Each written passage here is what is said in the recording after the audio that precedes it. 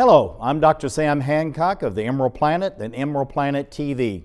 We come to you on a week-to-week basis from Washington, D.C. in the United States as we look around the globe in 144 different nations, looking for those 1,000 best practices, the technology, services, and products that are making a difference as we move through the 21st century. And as we have a planet of 9 billion people by 2038 and possibly 12 to 13 billion by the end of this century, how are we going to be able to take care of all these people on planet Earth? And that's what Emerald Planet's all about. We come to you looking at the solutions, the best practices from around the globe as we create the Emerald Planet. Hello, welcome to the Emerald Planet. We're making a difference as we move through the 21st century. And seeing the long-term impacts of climate change.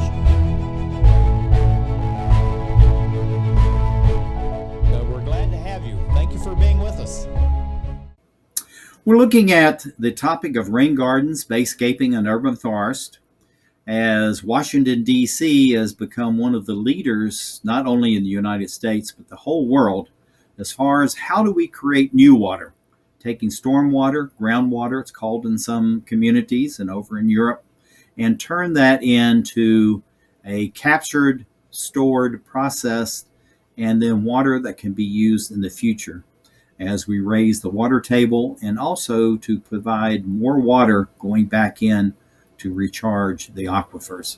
These organizations are collaborators in this process in Washington, D.C., and the EmeraldPlanet International Foundation, the EmeraldPlanet TV, has been working diligently as one of the key partners in this whole process to disseminate this information and also to develop what you're looking at right here, one of the rain gardens, the bayscaping and urban forest, as a prototype not only for the United States and North America, but also to be used in Latin America, the African continent, the South Pacific, Asia, and really around the globe. This will give you an idea of the designs that are needed as far as moving forward and to capture the excess stormwater that's coming off of the roof, hitting on the ground, and to be able to capture it, store it so it's processed, and then it's available for the future. What you see in the blue is the rain garden, and you'll see the special features of that. And then the two green areas, that's what's called bayscaping, but these are actually made with the same idea in mind as the rain gardens, where you actually go down 2 feet, turn up the very hard packed clay that you see here in this photograph, and then mix in a great amount of mulch.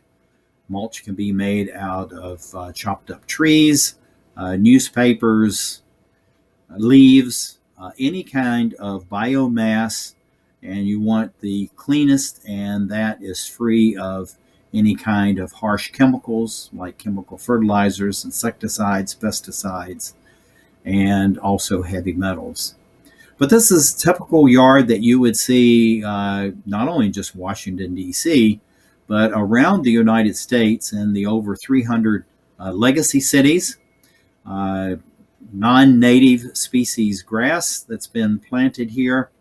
And you have a few trees on the perimeter of the yard, fruit trees, and you have the crepe myrtles in the back. But little going on here as far as being able to slow down the velocity of the water. And on the East Coast, the amount of rainwater because of severe climate change is increasing dramatically, and the velocity and the power of these electrical and thundercloud storms is absolutely amazing. So much now, the storms are being measured in TNT, the bomb type measurement of the explosive nature of these storms. This will give you an idea of what the soil really looks like. You can see here in the lower right of this photograph is the hard packed clay. It's been dug down 2 feet, And the purpose of that is to actually have what's called a perk test, a percolation test. How fast will this soil absorb the water, capture it, keep it in the ground, and then slowly release it underground, and it could travel up to 8 to 15 miles in any direction, east, west, or south, and as it flows from this particular area. And these rock gardens actually were let to allow to go fallow for 3 years before actually engaging in installing the rain gardens and the bayscaping and the urban forest as well. Again, another scene, but over in the upper right-hand corner, you can see what the actual perk test looks like. You dig down about 2 feet. You pour in about 5 gallons of water. Let it set for 24 hours, and then see how much water is actually left in the bottom of this hole that has been dug for the perk test, and that'll tell you where this soil will actually percolate or not. But you can see this is literally just hard packed clay, very thin grass, non-native species, and that's what you see again across much of the United States, North America, and around the globe. Another scene of this as well. You see the perk test in progress there in the lower right-hand corner. But it's just to give you an idea of what all this looks like as the hard-packed clay, the water hits this hard-packed clay. You can see the impervious surface for the car park and the back left-hand corner, and also a walkway. So all this really is one impervious surface. So as the water hits, it flows off, it goes into the alleyway, into the storm drains, and literally goes out into the Potomac River and to the Chesapeake Bay and out into the Atlantic Ocean. And this is what the Department of Energy and Environment wants to capture, stop, slow down, and make sure that that water is actually useful for the local communities.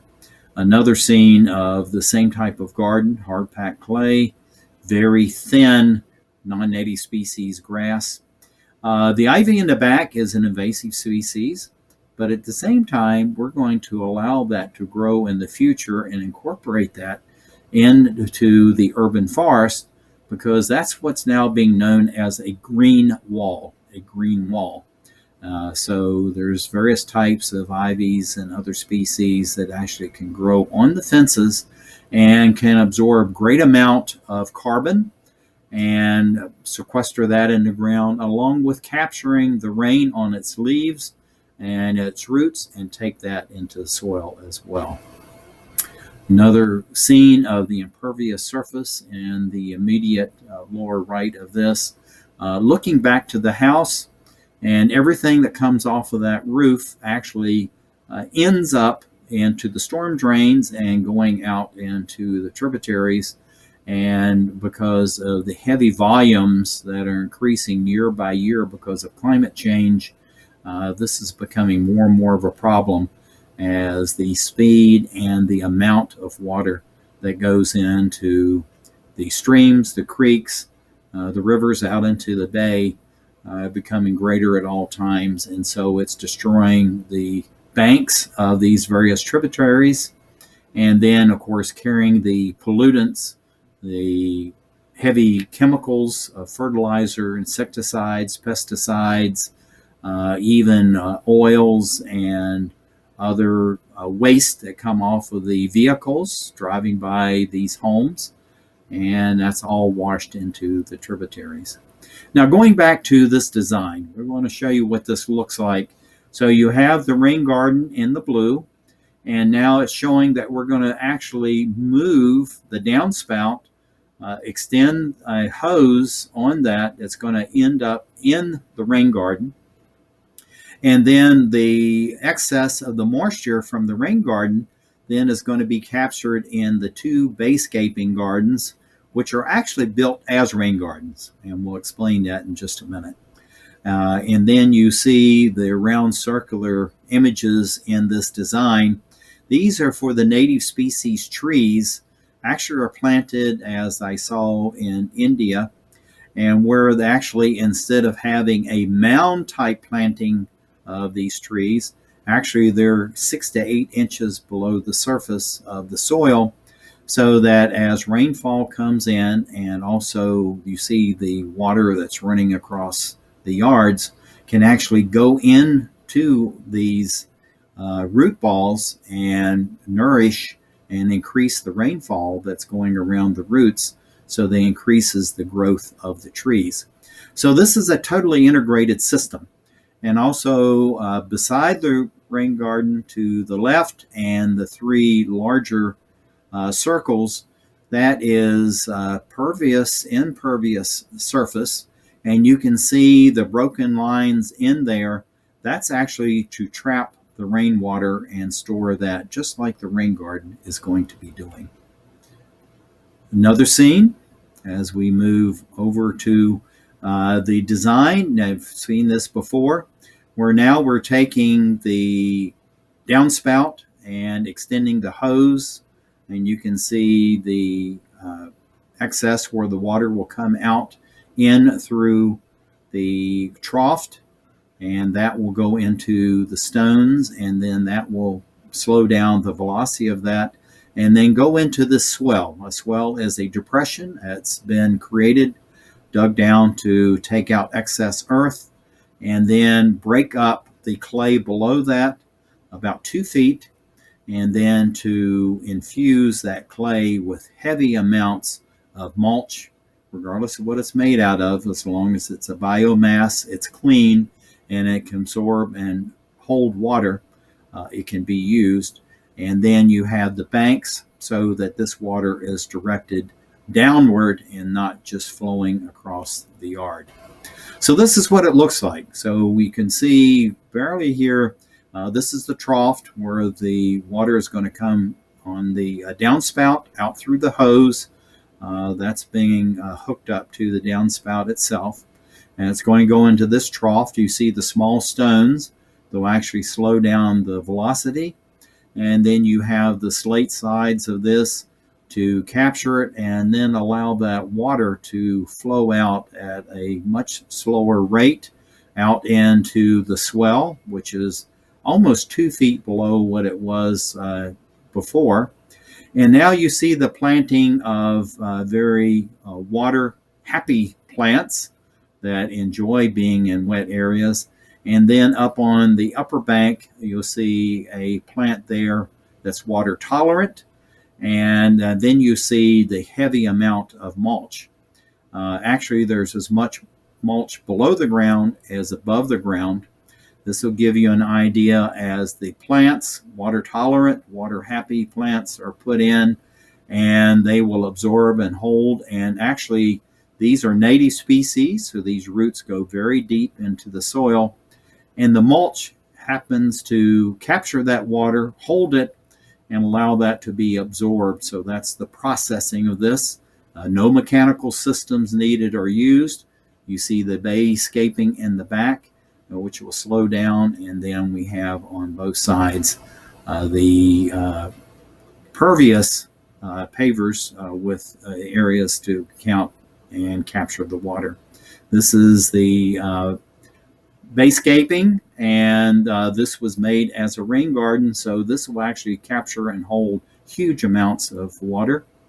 A smaller one, different types of native species, again to break up and add color and texture to the rain garden, the Bayscaping, and the urban forest, with in the background the new green wall that's growing for this area. Thank you for being with us, learning about rain gardens, Bayscaping, and urban forest as we create the Emerald Planet.